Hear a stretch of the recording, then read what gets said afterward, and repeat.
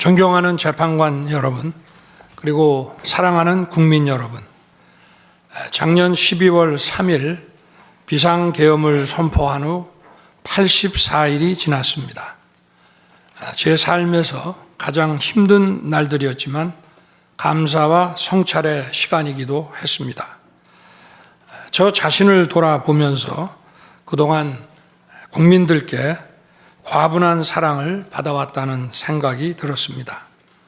감사한 마음이 들면서도 국민께서 일하라고 맡겨주신 시간에 제 일을 하지 못하고 있는 현실이 송구스럽고 가슴 아팠습니다. 한편으로 많은 국민들께서 여전히 믿어주고 계신 모습에 무거운 책임감도 느꼈습니다. 국민 여러분께 죄송하고 감사하다는 말씀 먼저 드리고 싶습니다. 제가 비상계엄을 선포하고 몇 시간 후 해제했을 때 많은 분들께서 이해를 못하셨습니다. 지금도 어리둥절해 하시는 분들이 있을 겁니다. 계엄이라는 단어에서 연상되는 과거의 부정적 기억도 있을 것입니다. 거대 야당과 내란 공작 세력들은 이런 트라우마를 악용하여 국민을 선동하고 있습니다. 그러나 12.3 비상계엄은 과거의 계엄과는 완전히 다른 것입니다. 무력으로 국민을 억압하는 계엄이 아니라 계엄의 형식을 빌린 대국민 호소입니다. 12.3 비상계엄 선포는 이 나라가 지금 망국적 위기 상황에 처해 있음을 선언하는 것이고, 주권자인 국민들께서 상황을 직시하고 이를 극복하는 데 함께 나서달라는 절박한 호소입니다.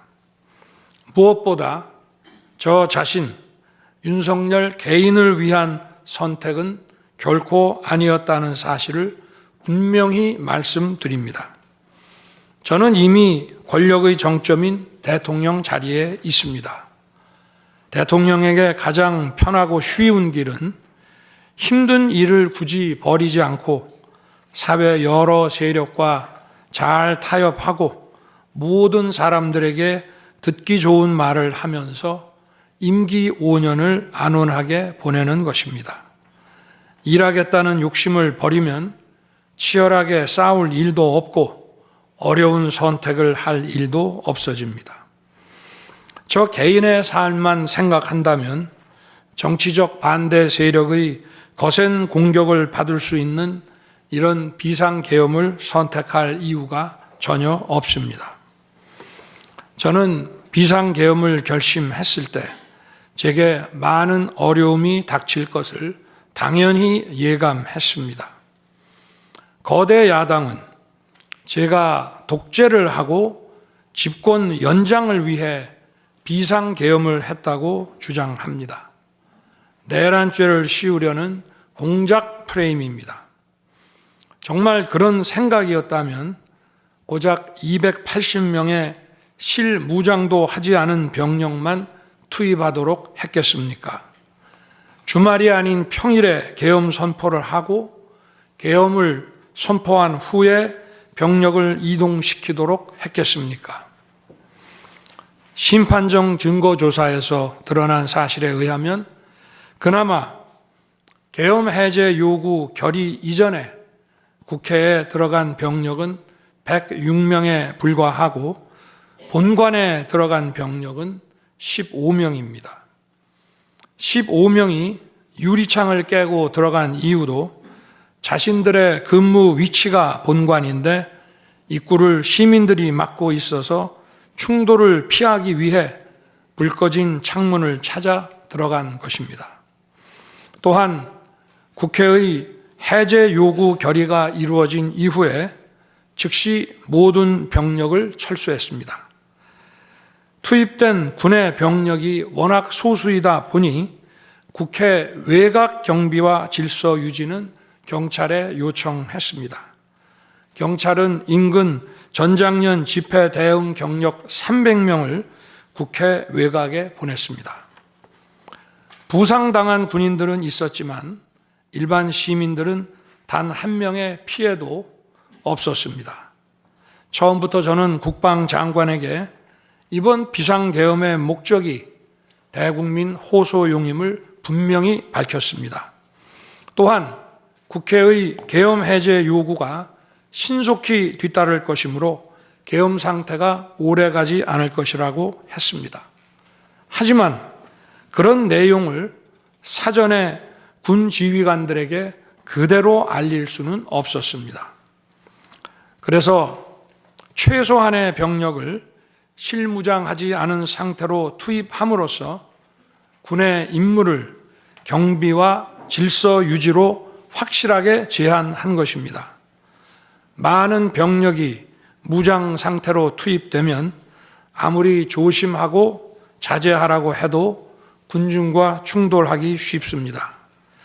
그런 일이 발생하지 않도록 원천 차단한 것이고 실제 결과도 예상대로였습니다. 제가 소수의 병력, 비무장, 경험 있는 장병 이 세 가지를 장관에게 명확히 지시한 이유입니다. 그런데도 거대 야당은 이것을 내란이라고 주장하고 있습니다. 병력 투입 시간이 불과 2시간도 안 되는데 2시간짜리 내란이라는 것이 있습니까? 방송으로 전 세계, 전 국민에게 시작한다고 알리고 국회가 그만두라 한다고 바로 병력을 철수하고 그만두는 그런 내란을 보셨습니까? 대통령이 국회를 장악하고 내란을 일으키려 했다는 주장은 어떻게든 대통령을 끌어내리기 위한 선동 공작입니다. 대통령의 법적 권한인 계엄 선포에 따라 계엄 사무를 하고 질서 유지 업무를 담당한 공직자들이 이러한 내란몰이 공작에 의해 지금 고초를 겪고 있는 모습을 보고 있으면 가슴이 찢어지는 것 같습니다. 이분들이 대통령의 장기 독재를 위해 일을 했겠습니까? 대한민국의 현실에서 이러한 장기 독재를 상상도 할 수 없다는 사실을 잘 아는 사람들이고 이미 자기 분야에서 최고의 위치에 올라 더 바랄 것도 없는 분들입니다. 이분들은 대통령의 법적 권한 행사에 따라 맡은 바 직무를 수행한 것뿐입니다. 헌법재판관 여러분, 그리고 국민 여러분, 대통령의 자리에서 많은 정보를 가지고 국정을 살피다 보면 남들에게는 보이지 않는 것들, 겉으로는 잘 드러나지 않는 문제점들이 많이 보이게 됩니다. 당장은 괜찮아 보여도 얼마 뒤면 큰 위기로 닥칠 일들이 대통령의 시야에는 바로 들어옵니다.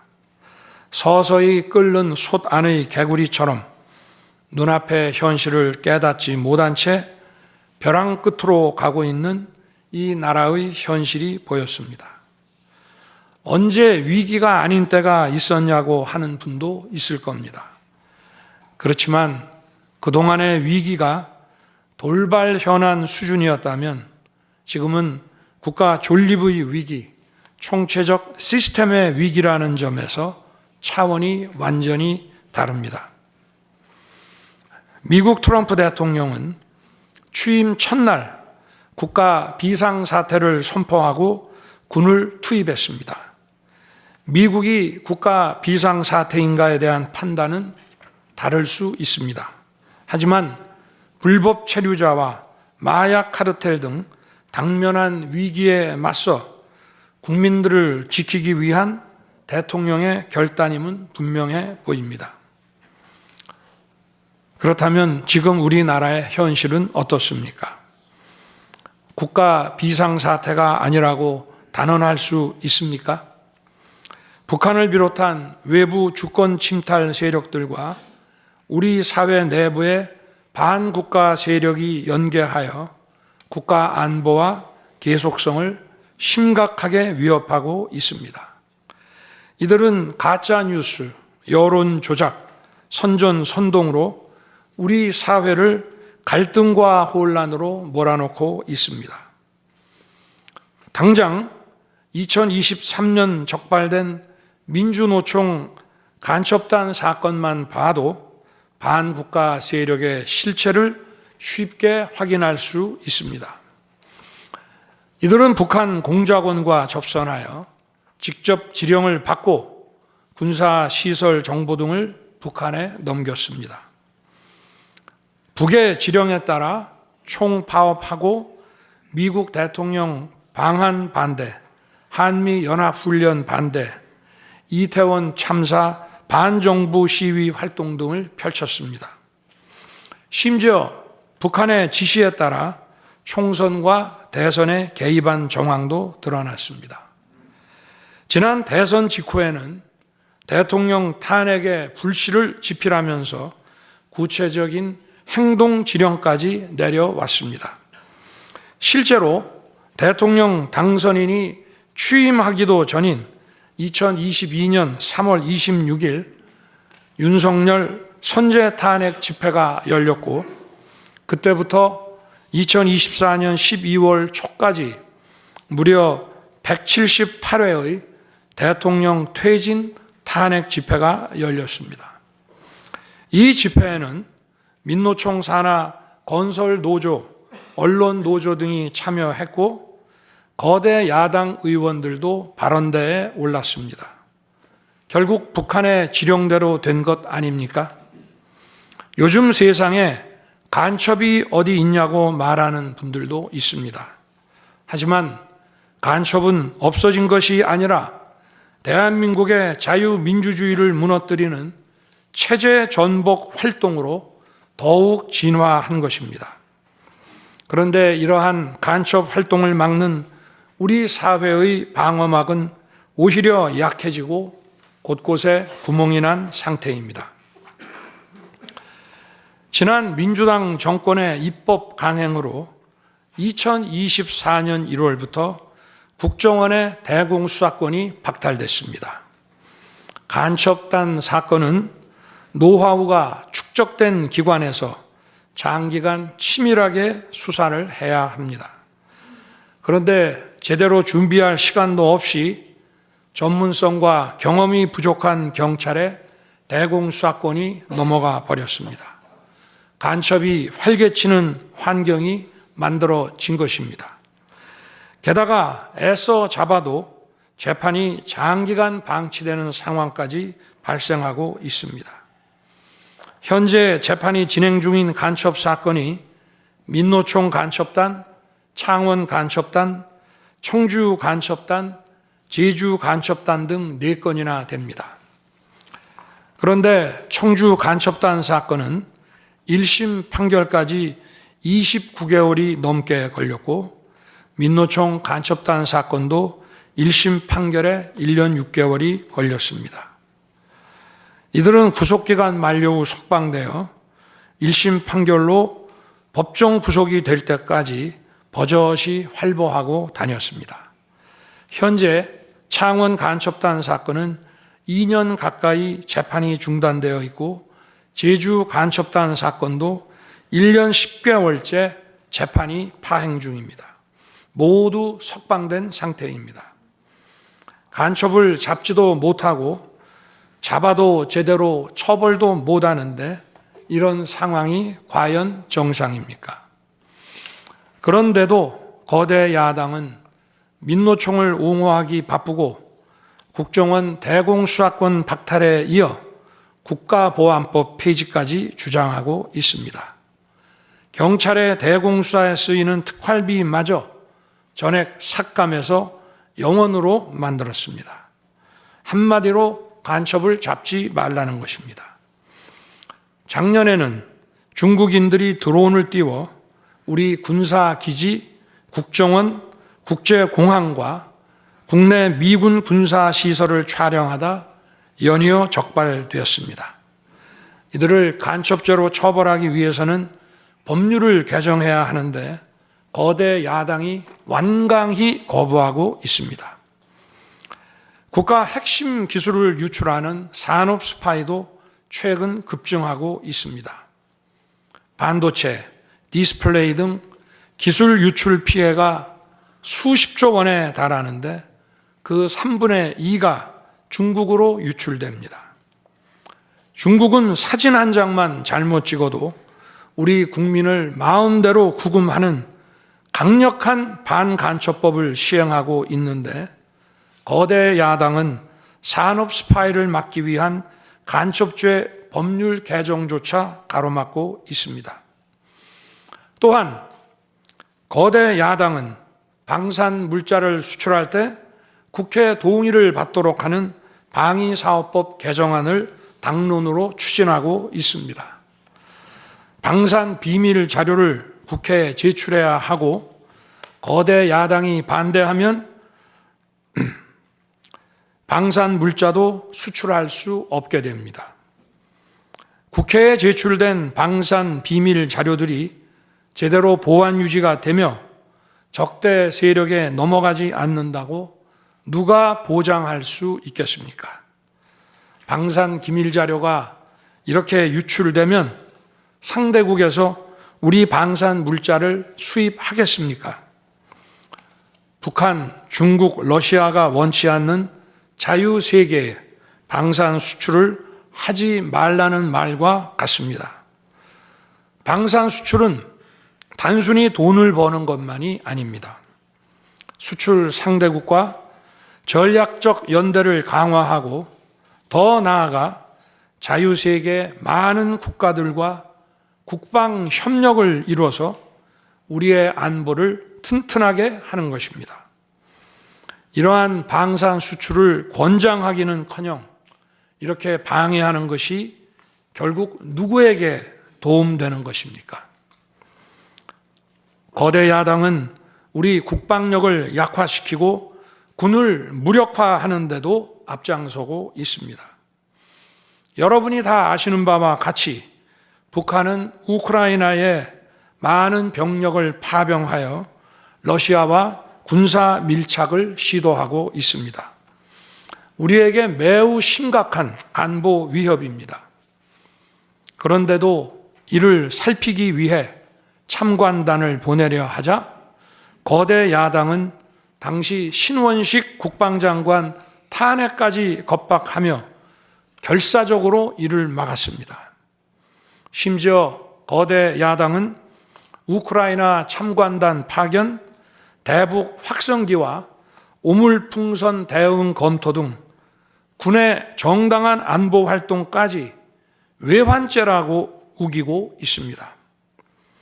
국가와 국민의 안전을 지키려는 대통령을 전쟁광이라고 비난하고 북핵 위협에 대응하는 한미일 합동훈련을 극단적 친일 행위라고 매도했습니다.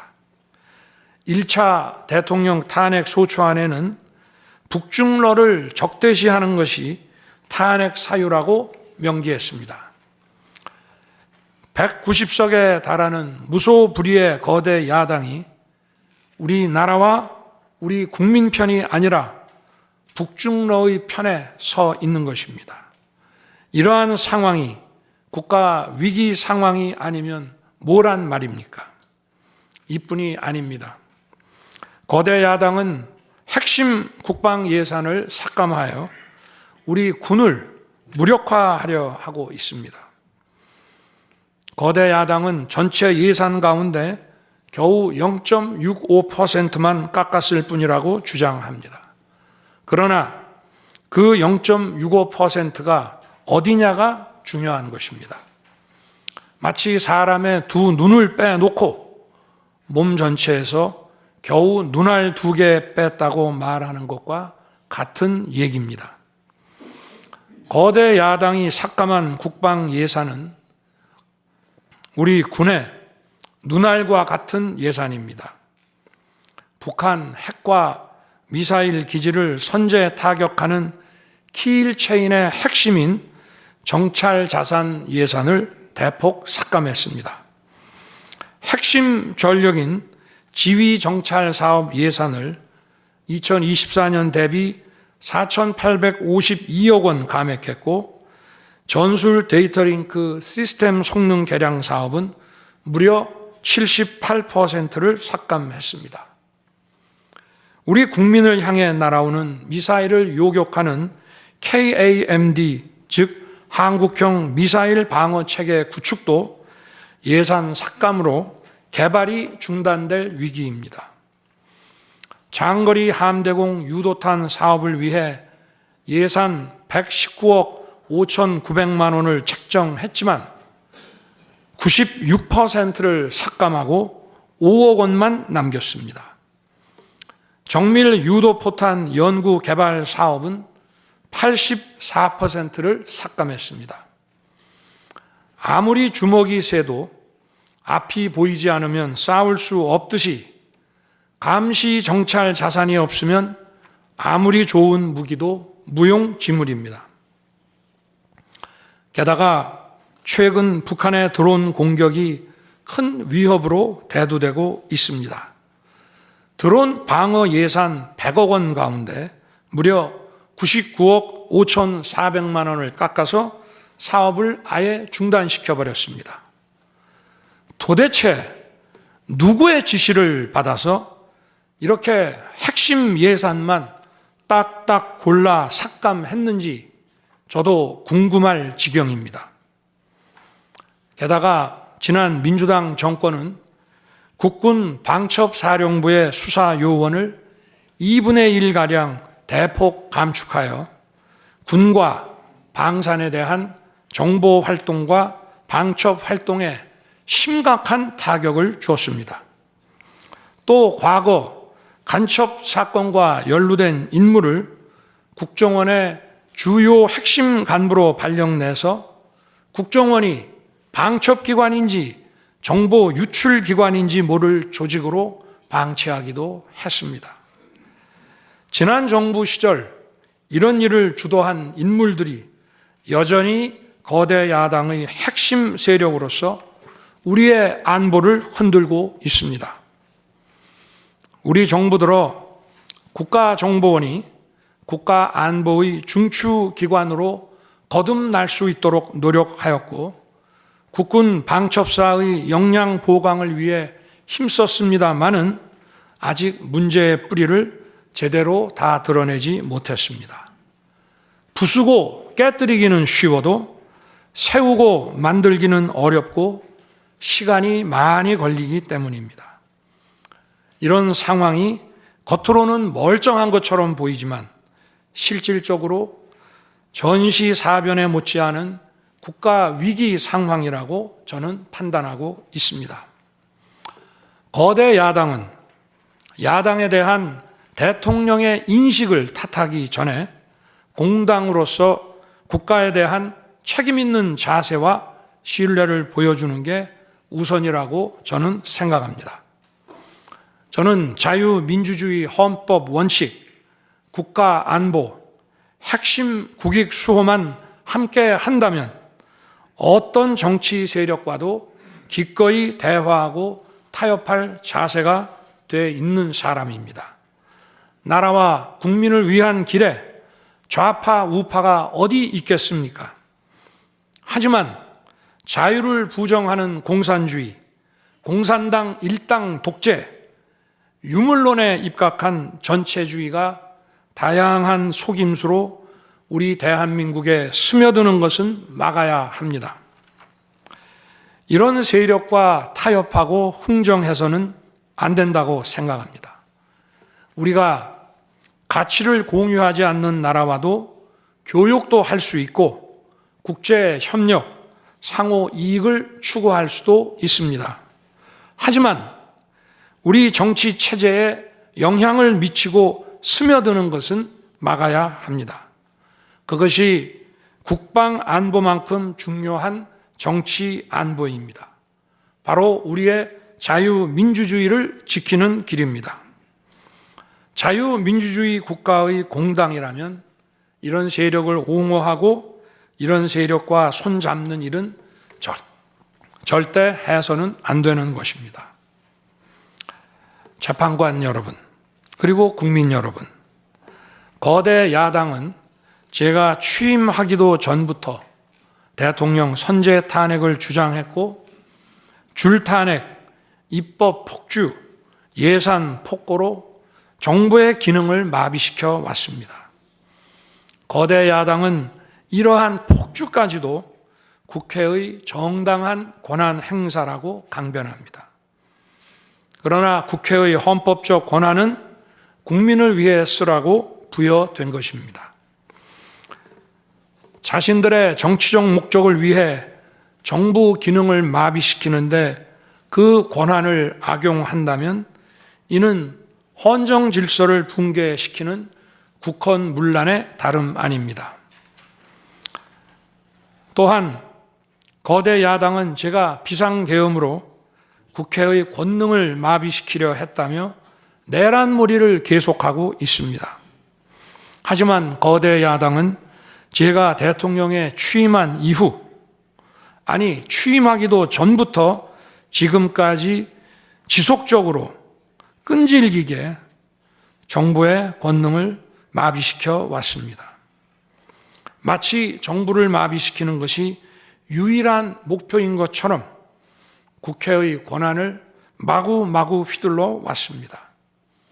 국회의원과 직원들의 출입도 막지 않았고 국회 의결도 전혀 방해받지 않은 2시간 반짜리 비상계엄과 정부 출범 이후 2년 반 동안 줄탄핵, 입법 예산 폭거로 정부를 마비시켜온 거대 야당 가운데 어느 쪽이 상대의 권능을 마비시키고 침해한 것입니까? 거대 야당은 국무위원들은 물론이고 방통위원장, 검사, 감사원장에 이르기까지 탄핵하고 또 탄핵했습니다. 탄핵 사유가 되는지 여부는 전혀 중요하지 않았습니다. 심지어 거대 야당 대표를 노려봤다고 장관을 탄핵하기도 했습니다. 일단 탄핵해서 직무를 정지시켜 놓고 정작 헌재 탄핵 심판에서는 탄핵 사유를 마음대로 변경하는 황당한 일도 반복해 왔습니다. 얼마 전 중앙지검장 등 검사들에 대한 탄핵 심판을 재판관 여러분께서 직접 진행하시지 않았습니까? 기자회견장에서 거짓말을 했다는데 실제로는 그 기자회견장에 나오지도 않았고 국정감사에서 허위 증언을 했다는데 정작 국정감사에 출석하지도 않았습니다. 기본적인 탄핵 사유조차 틀렸는데도 일단 직무부터 정지시키고 보는 것입니다. 이것이 과연 정상적인 일입니까? 거대 야당의 공직자 줄 탄핵은 정부 기능을 마비시키는 차원을 넘어 헌정 질서 붕괴로 치닫고 있습니다. 이태원 참사가 발생하자 거대 야당은 연일 진상규명을 외치면서 참사를 정쟁에 이용했습니다. 급기야 행정안전부 장관을 탄핵했습니다. 당시 북한이 민노총 간첩단에게 보낸 지령문에 이런 내용이 있습니다. 이번 특대형 참사를 계기로 사회 내부에 세월호 참사 진상규명 투쟁과 같은 정세 국면을 조성하는 데 중점을 두고 각계각층의 분노를 최대한 분출시켜라. 거대 야당이 북한 지령을 받은 감첩단과 사실상 똑같은 일을 벌인 것입니다. 이야말로 사회의 갈등과 혼란을 키우는 선동 탄핵이라 할 것입니다.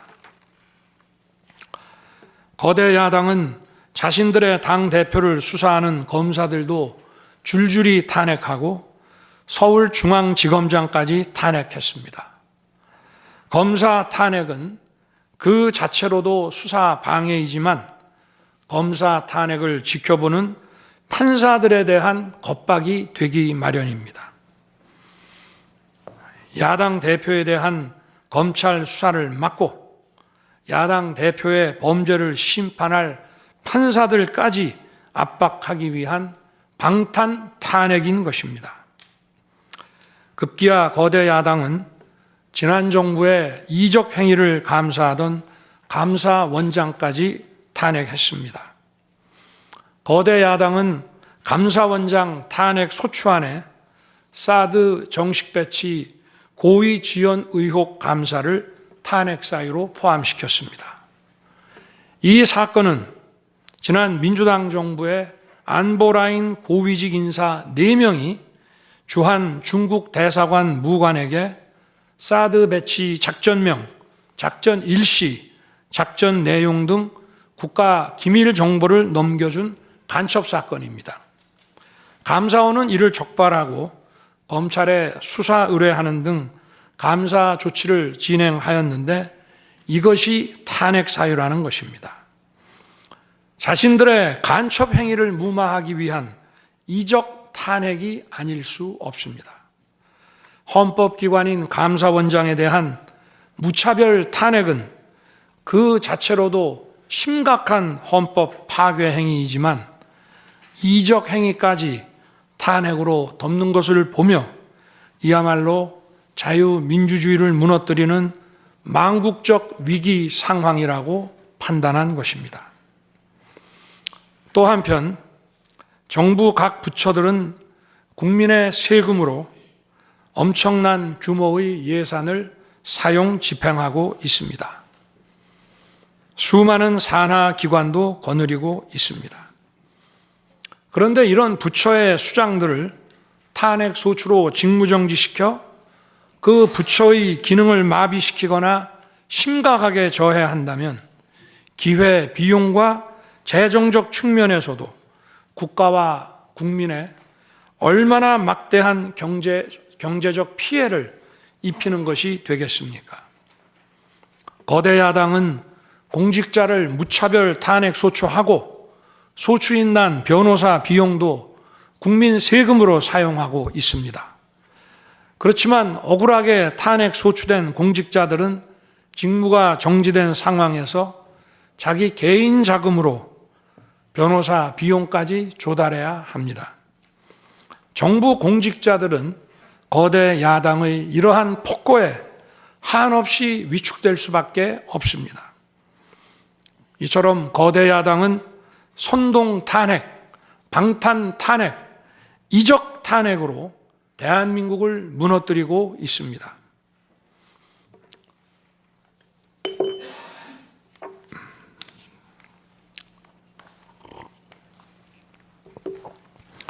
우리나라 선거 가운데 대통령 선거가 기간도 가장 길고 국민적 관심도 가장 큽니다.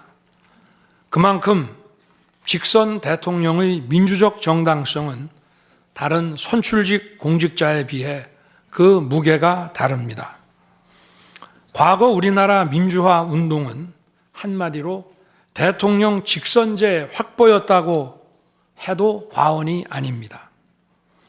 그런데 거대 야당은 대선이 끝나자마자 동조 세력과 연대하여 아직 취임도 하지 않은 대통령 당선인을 상대로 선제 탄핵과 퇴진 운동을 벌이기 시작했고 지난 2년 반 동안 오로지 대통령 끌어내리기를 목표로 정부 공직자 줄탄핵 그리고 입법과 예산 폭거를 계속해 왔습니다.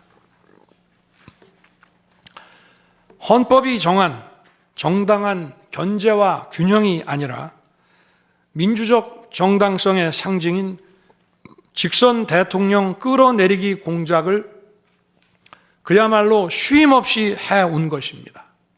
이것이 국헌문란이 아니면 도대체 어떤 것이 국헌문란 행위이겠습니까?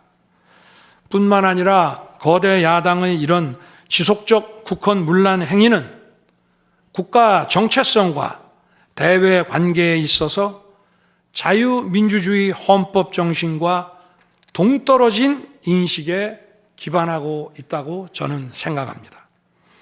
따라서 직선 대통령을 끌어내리기 위한 줄탄핵, 입법 예산 폭거는 어느 면으로 보나 자유민주주의 헌정질서 파괴의 목표로 하고 있다고 하겠습니다.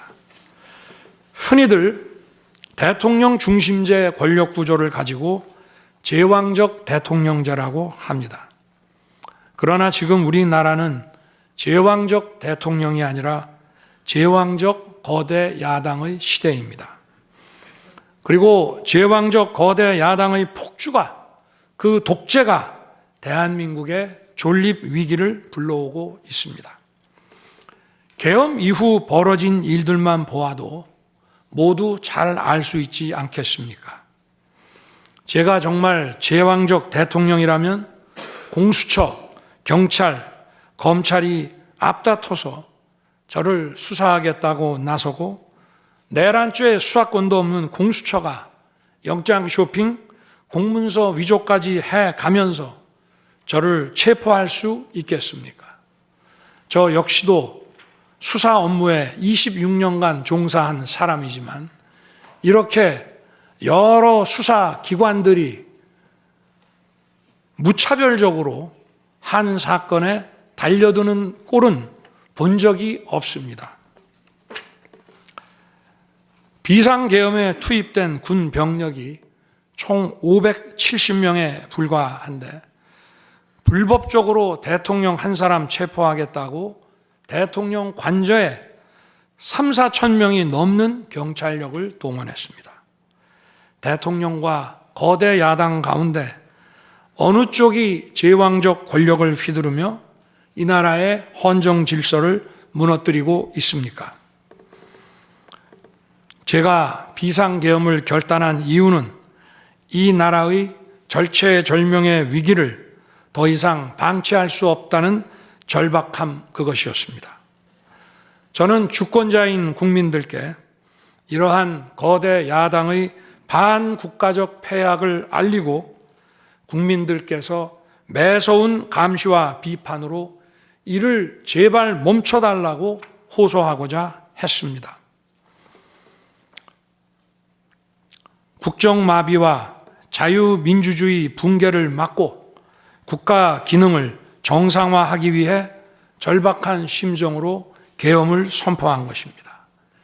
12.3 비상계엄의 선포는 국가가 위기 상황과 비상사태에 처해 있음을 선언한 것입니다.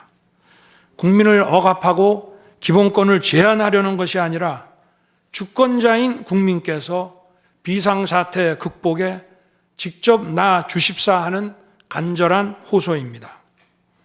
그런데 거대 야당은 제가 국회의 요구에 따라 계엄을 해제한 그날부터 탄핵 시동을 걸었습니다. 하지만 비상계엄은 범죄가 아니고 국가 위기를 극복하기 위한 대통령의 합법적 권한 행사입니다.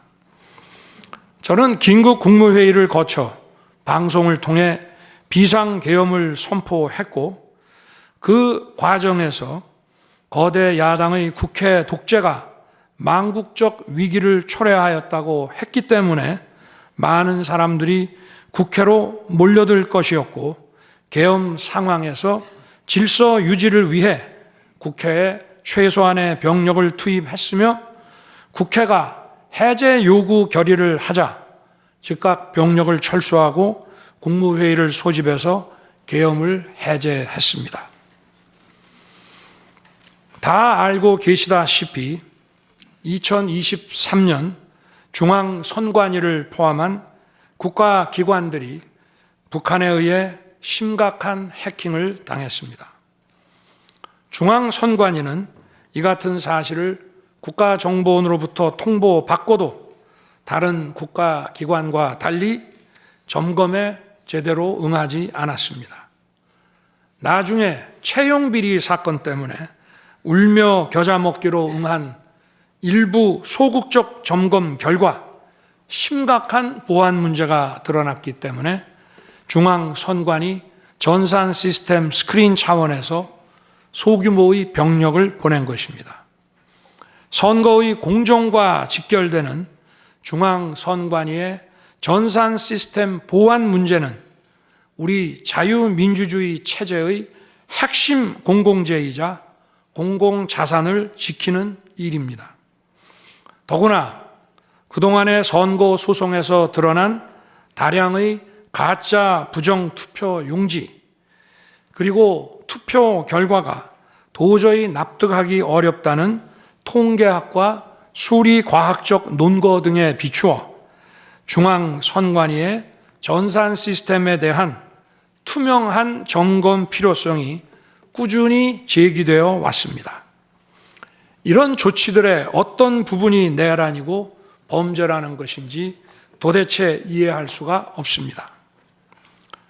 비상계엄이라는 것 자체가 불법이라면 계엄법은 왜 있으며 합동참모본부의 계엄관은 왜 존재하겠습니까? 재판관 여러분, 그리고 국민 여러분, 저는 2021년 6월 29일 처음으로 정치 참여를 선언했습니다.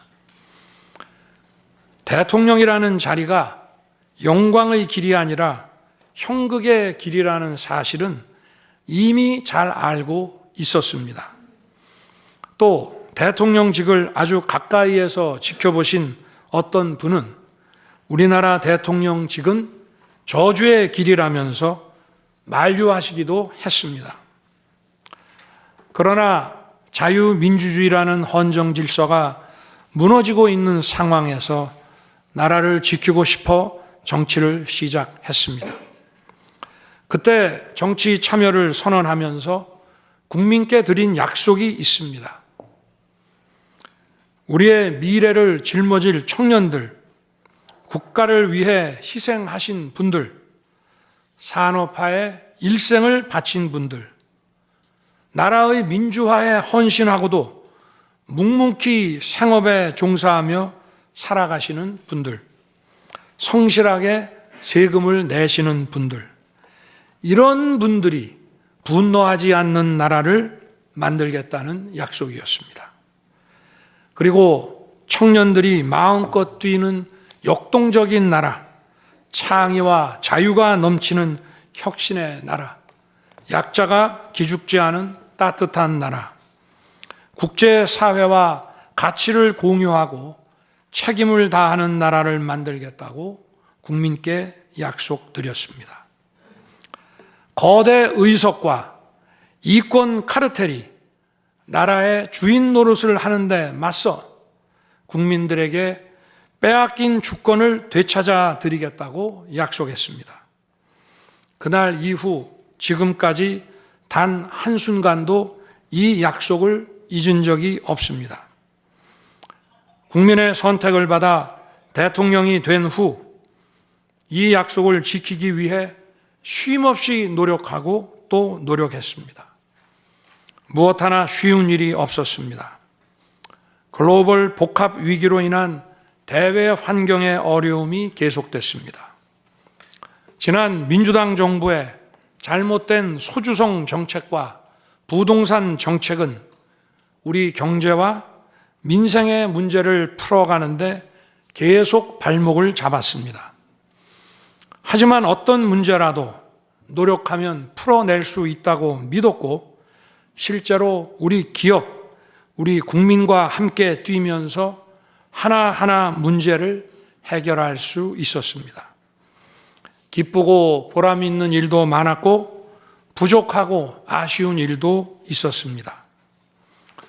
무엇보다 국가 안보와 국민 안전을 지키는 제복 입은 공직자에 대한 처우 개선 추진이 보람된 일이었습니다. 지난 민주당 정권은 반일 선동에만 열을 올렸지만 우리 정부에서는 1인당 GDP가 일본을 앞질렀고 우리 인구의 2배 반이 넘는 경제 강국 일본과 수출액 차이가 작년에는 불과 수십억 불 규모로 좁혀졌습니다. 20년 전에 비해 100분의 1, 지난 민주당 정부에 비해 수십분의 1로 줄어든 것입니다. 또 작년에 30번이나 열었던 전국 순회 민생 토론의 기억이 많이 납니다. 국민의 어려움을 직접 듣고 많은 일을 현장에서 해결해 드리면서 국민과 같이 웃기도 했고 같이 울기도 했습니다.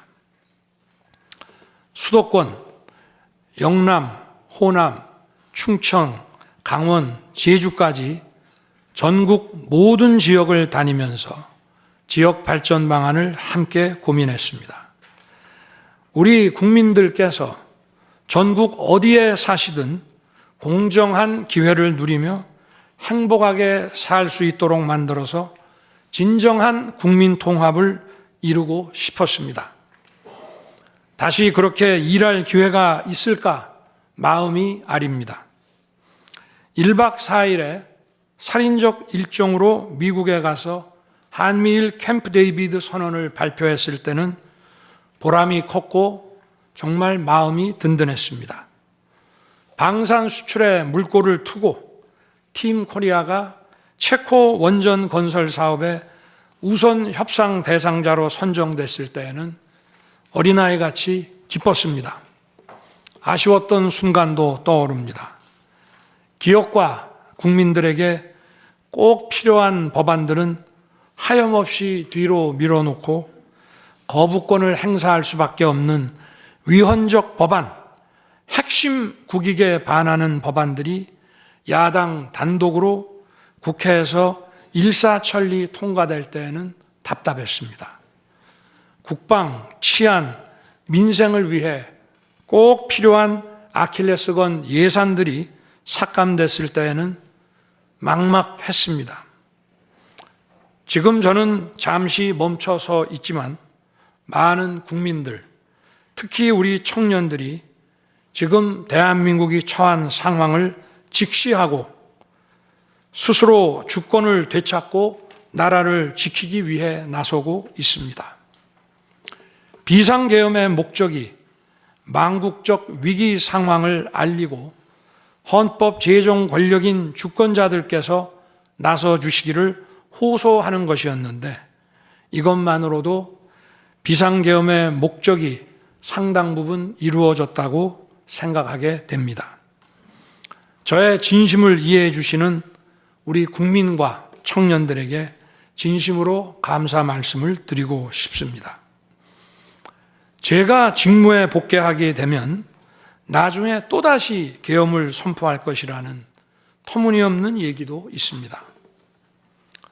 계엄의 형식을 빌린 대국민 호소로 이미 많은 국민과 청년들께서 나라의 상황을 직시하고 나라 지키기에 나서고 계신데 그런 일을 또 할 이유가 있겠습니까?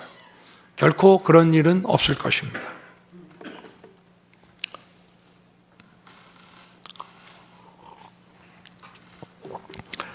헌법재판관 여러분, 그동안 심판정에서 다루어진 쟁점들 가운데 두 가지에 대해서만 간략히 말씀드리겠습니다. 세세한 사실관계를 언급하기보다 상식선에서 간단히 말씀드리겠습니다. 우선 제가 국회의원을 체포하거나 본회의장에서 끌어내라고 했다는 것입니다. 정말 터무니없는 얘기입니다. 상식적으로 이렇게 해서 도대체 뭘 어떻게 하겠습니까? 의원들을 체포하고 끌어내서 계엄 해제를 늦추거나 막는다 한들 방송으로 온 국민과 전 세계가 지켜보고 있는데 그 다음에 뭘 어떻게 하겠습니까? 계엄 당일 국회의장의 발언대로 국회는 어디서든 본회의를 열어 계엄 해제를 의결할 수 있습니다. 영화나 소설에 나오기도 하지만 현실적으로 이런 일을 하려면 군으로 국가를 완전히 장악하는 계획과 정치 프로그램을 미리 가지고 있어야 합니다. 그런데 실제 상황이 어땠습니까? 계엄 사무를 담당할 주요 지휘관들이 계엄 직전에 어디에 있었는지 이 심판정에서 다 드러났습니다. 장관 재가를 받아 지방 휴가를 가거나 부부 동반 만찬, 간부 만찬 회식을 하다가 대통령의 계엄 선포 직후에야 국방장관으로부터 업무 지시를 받았습니다. 준비된 치밀한 작전 계획이나 지침이 없었기 때문에 혼선과 허술함도 있었습니다.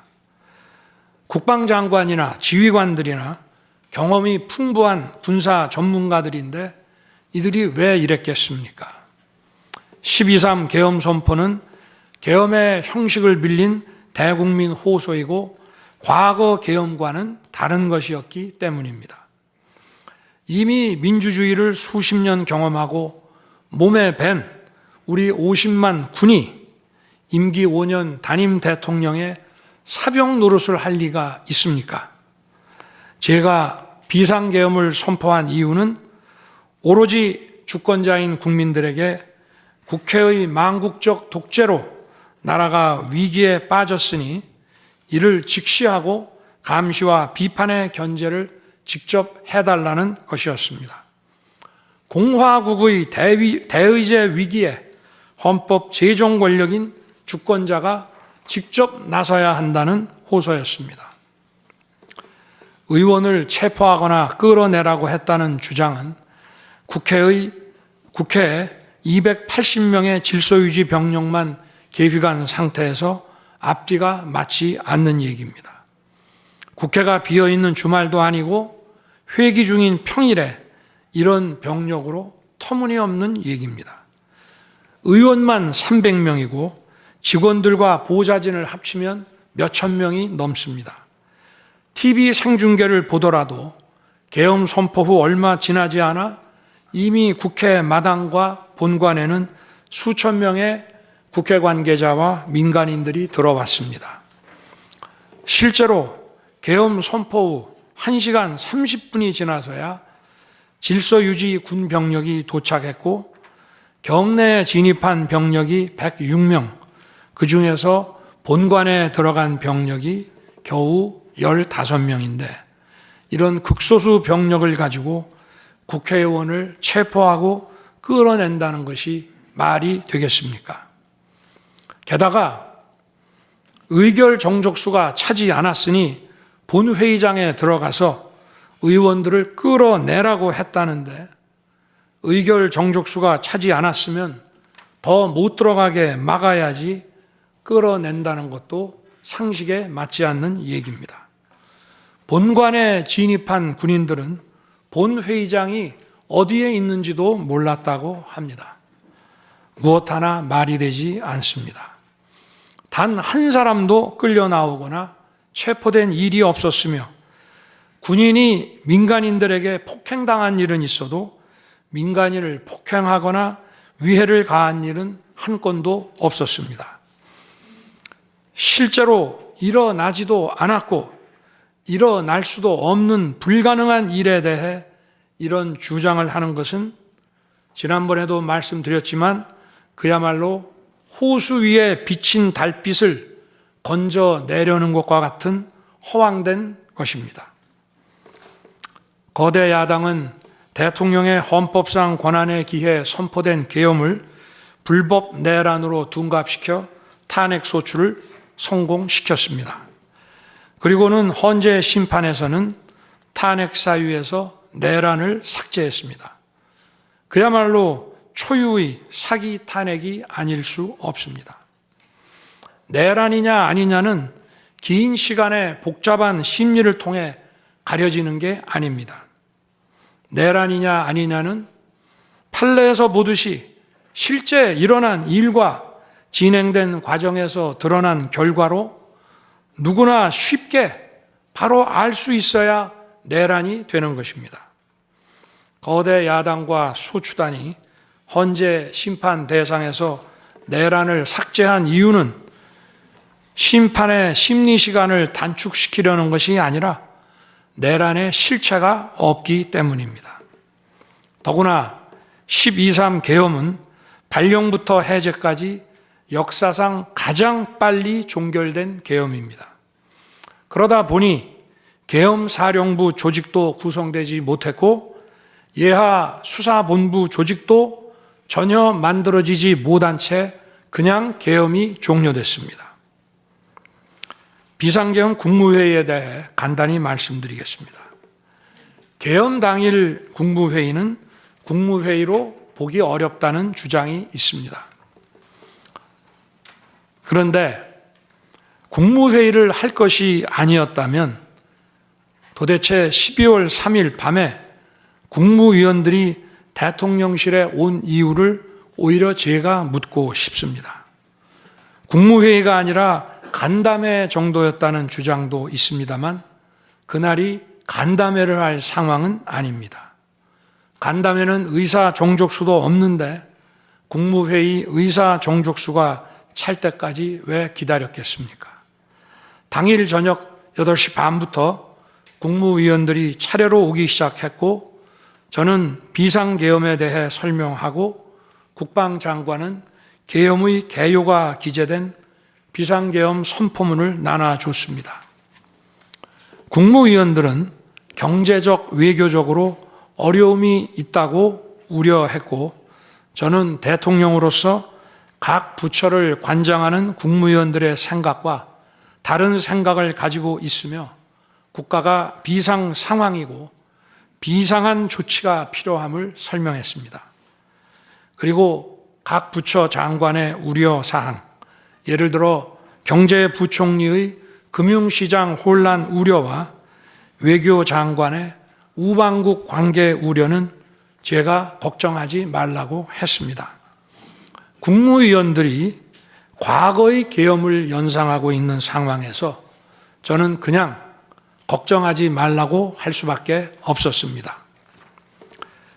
의사 정족수 충족 이후 국무회의 시간은 5분이었지만 그 이전에 충분히 논의를 한 것입니다. 다음 날 새벽 해제 국무회의는 소요 시간이 단 1분이었습니다. 실제 정례 주례 국무회의 경우에도 모두와 마무리 발언 등을 하고 많은 안건을 다루기 때문에 1시간가량 걸리지만 개별 안건의 심의 시간은 극히 짧습니다. 또한 비상계엄을 위한 국무회의를 정례 주례 국무회의처럼 하기는 어렵습니다. 보안 유지가 중요하고 그렇게 해야 혼란도 줄이고 질서 유지 병력도 최소화할 수 있기 때문입니다. 이상민 전 행안부 장관은 지난 심판정에서 그동안 국무회의를 100여 차례 참석했지만 이번 국무회의처럼 실질적으로 열띤 토론이나 의사 전달이 있었던 것은 처음이라고 했습니다. 국무회의 배석을 위해 비서실장과 안보실장도 통상처럼 대통령실로 나오도록 했고 국가 안보의 문제이기도 해서 국정원장도 참석시켰습니다. 1993년 8월 13일 김영삼 대통령께서 긴급 재정경제 명령으로 금융실명제를 발표했을 때도 국무위원들은 소집 직전까지 발표한다는 사실 자체를 몰랐고 국무회의록도 사후에 작성됐습니다.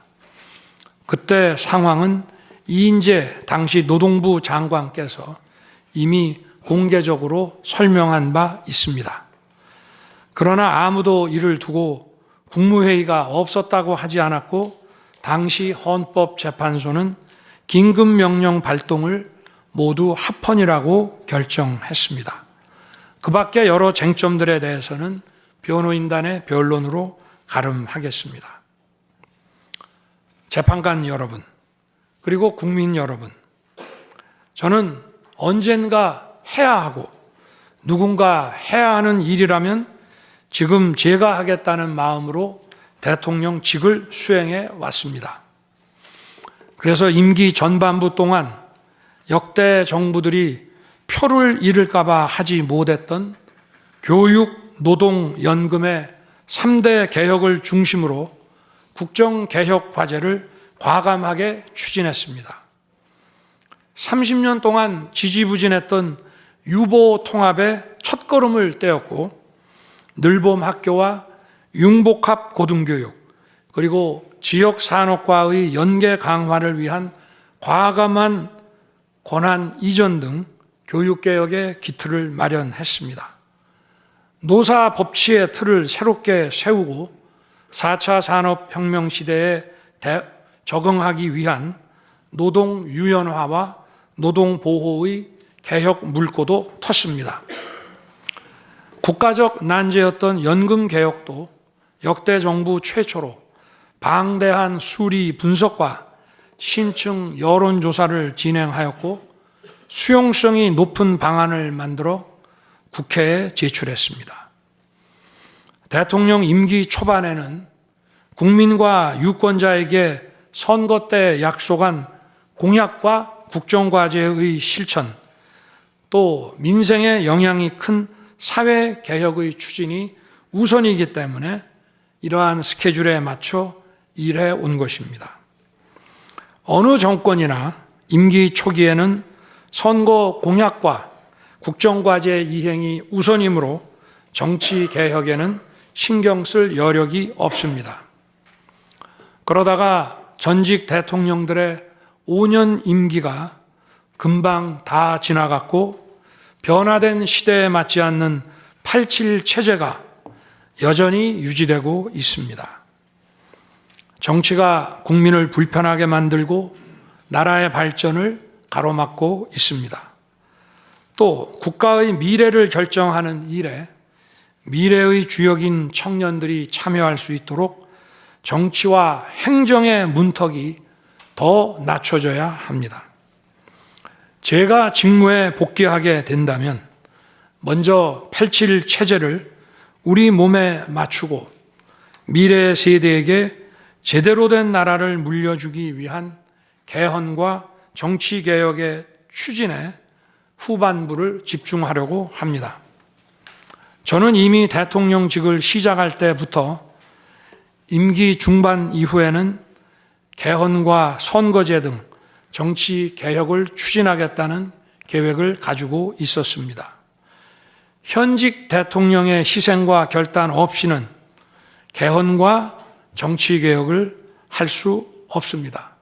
그래서 내가 이것을 해내자고 생각했던 것입니다. 저는 여러 전직 대통령들이 후보 시절 공약하고도 이행하지 못한 청와대 국민 반환도 당선 직후 즉시 추진하고 이행한 바 있습니다. 자녀 임기에 연연해하지 않고 개헌과 정치 개혁을 마지막 사명으로 생각하여 87 체제 개선에 최선을 다하고 싶습니다. 개헌과 정치 개혁 과정에서 국민 통합을 이루는 데도 노력을 다할 것입니다. 결국 국민 통합은 헌법과 헌법 가치를 통해 이루어지는 만큼 개헌과 정치 개혁이 올바르게 추진된다면 그 과정에서 갈라지고 분열된 국민들이 통합될 것이라고 믿습니다. 그렇게 되면 현행 헌법상 자녀 임기에 연연해야 할 이유가 없고 오히려 제게는 크나큰 영광이라고 생각합니다.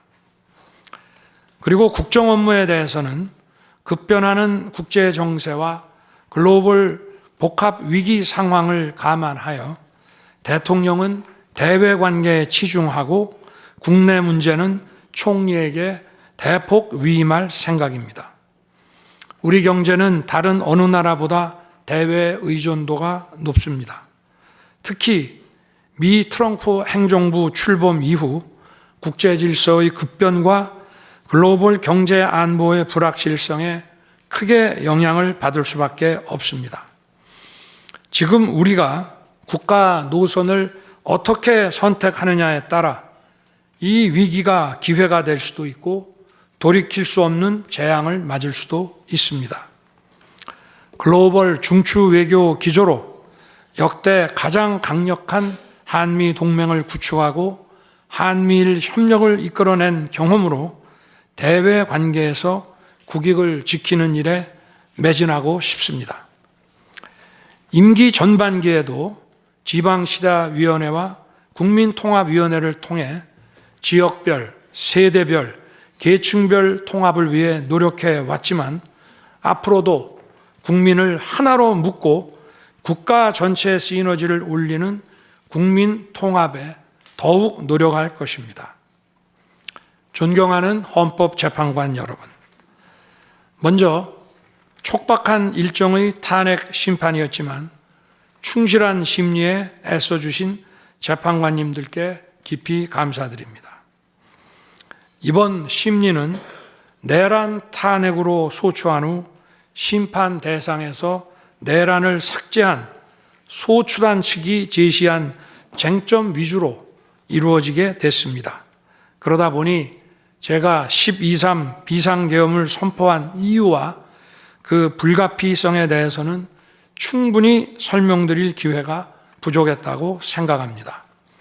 서면으로 성실하게 관련 자료를 제출하였으니 대통령으로서 고뇌의 결단을 한 이유를 깊이 생각해 주시기 바랍니다. 또 많은 국가 기밀 정보를 다루는 대통령으로서 재판관님들께 모두 설명드릴 수 없는 부분에까지 재판관님들의 지혜와 해안이 미칠 것이라 믿습니다. 다시 한번 재판관님들의 노고에 감사드립니다. 그리고 사랑하는 대한민국 국민 여러분, 국가와 국민을 위한 계엄이었지만 그 과정에서 소중한 국민 여러분께 혼란과 불편을 끼쳐드린 점 진심으로 죄송스럽게 생각합니다.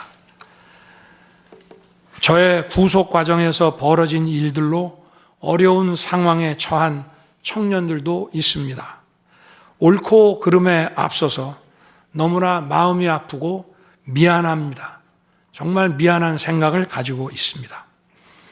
저는 대통령에 출마할 때 나라를 위해 목숨을 바치겠다고 결심했습니다. 지난 12.3 계엄과 탄핵소추 이후 엄동설안에 저를 지키겠다고 거리로 나선 국민들을 보았습니다. 저를 비판하고 질책하는 국민들의 목소리도 들었습니다. 서로 다른 주장을 하고 있지만 모두 대한민국을 사랑하는 마음이라고 생각합니다. 부족한 저를 지금까지 믿어주시고 응원을 보내주고 계신 국민 여러분께 진심으로 감사드립니다. 저의 잘못을 꾸짖는 국민의 질책도 가슴에 깊이 새기겠습니다. 그리고 이 모든 과정이 새로운 대한민국으로 도약하는 디딤돌이 될 수 있도록 최선을 다하겠습니다. 감사합니다.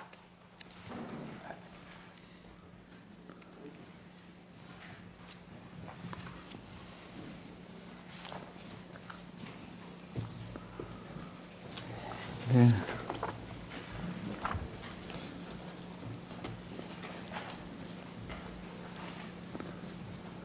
예, 이것으로 변론을 종결하겠습니다.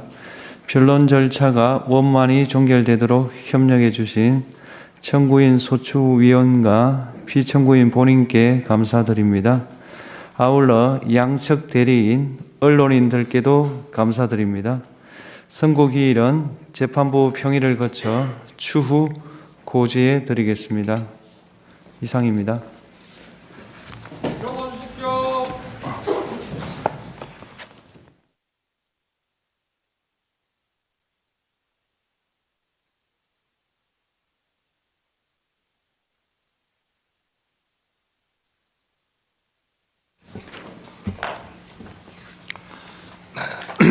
존경하는 재판관 여러분, 그리고 사랑하는 국민 여러분, 작년 12월 3일 비상계엄을 선포한 후 84일이 지났습니다.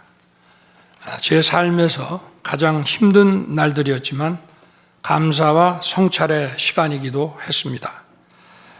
저 자신을 돌아보면서 그동안 국민들께 과분한 사랑을 받아왔다는 생각이 들었습니다.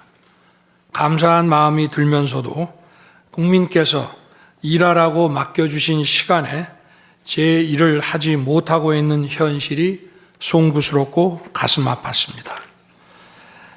한편으로 많은 국민들께서 여전히 믿어주고 계신 모습에 무거운 책임감도 느꼈습니다. 국민 여러분께 죄송하고 감사하다는 말씀 먼저 드리고 싶습니다. 제가 비상계엄을 선포하고 몇 시간 후 해제했을 때 많은 분들께서 이해를 못하셨습니다. 지금도 어리둥절해 하시는 분들이 있을 겁니다. 계엄이라는 단어에서 연상되는 과거의 부정적 기억도 있을 것입니다. 거대 야당과 내란 공작 세력들은 이런 트라우마를 악용하여 국민을 선동하고 있습니다. 그러나 12.3 비상계엄은 과거의 계엄과는 완전히 다른 것입니다.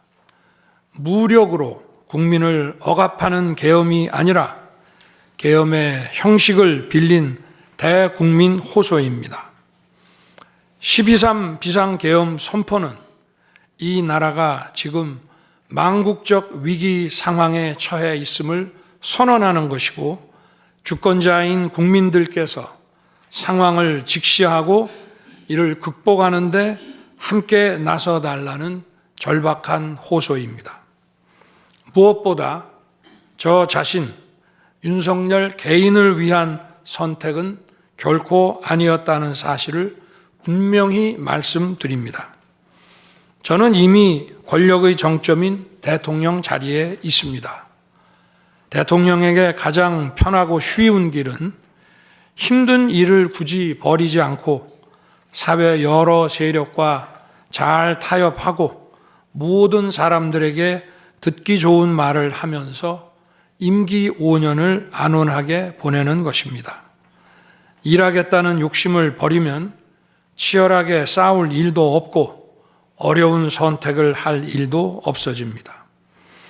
저 개인의 삶만 생각한다면 정치적 반대 세력의 거센 공격을 받을 수 있는 이런 비상계엄을 선택할 이유가 전혀 없습니다. 저는 비상계엄을 결심했을 때 제게 많은 어려움이 닥칠 것을 당연히 예감했습니다. 거대 야당은 제가 독재를 하고 집권 연장을 위해 비상계엄을 했다고 주장합니다. 내란죄를 씌우려는 공작 프레임입니다. 정말 그런 생각이었다면 고작 280명의 실무장도 하지 않은 병력만 투입하도록 했겠습니까? 주말이 아닌 평일에 계엄 선포를 하고 계엄을 선포한 후에 병력을 이동시키도록 했겠습니까? 심판정 증거조사에서 드러난 사실에 의하면 그나마 계엄 해제 요구 결의 이전에 국회에 들어간 병력은 106명에 불과하고 본관에 들어간 병력은 15명입니다. 15명이 유리창을 깨고 들어간 이유도 자신들의 근무 위치가 본관인데 입구를 시민들이 막고 있어서 충돌을 피하기 위해 불 꺼진 창문을 찾아 들어간 것입니다. 또한 국회의 해제 요구 결의가 이루어진 이후에 즉시 모든 병력을 철수했습니다. 투입된 군의 병력이 워낙 소수이다 보니 국회 외곽 경비와 질서 유지는 경찰에 요청했습니다. 경찰은 인근 전장년 집회 대응 경력 300명을 국회 외곽에 보냈습니다. 부상당한 군인들은 있었지만 일반 시민들은 단 한 명의 피해도 없었습니다. 처음부터 저는 국방장관에게 이번 비상계엄의 목적이 대국민 호소용임을 분명히 밝혔습니다. 또한 국회의 계엄 해제 요구가 신속히 뒤따를 것이므로 계엄 상태가 오래가지 않을 것이라고 했습니다.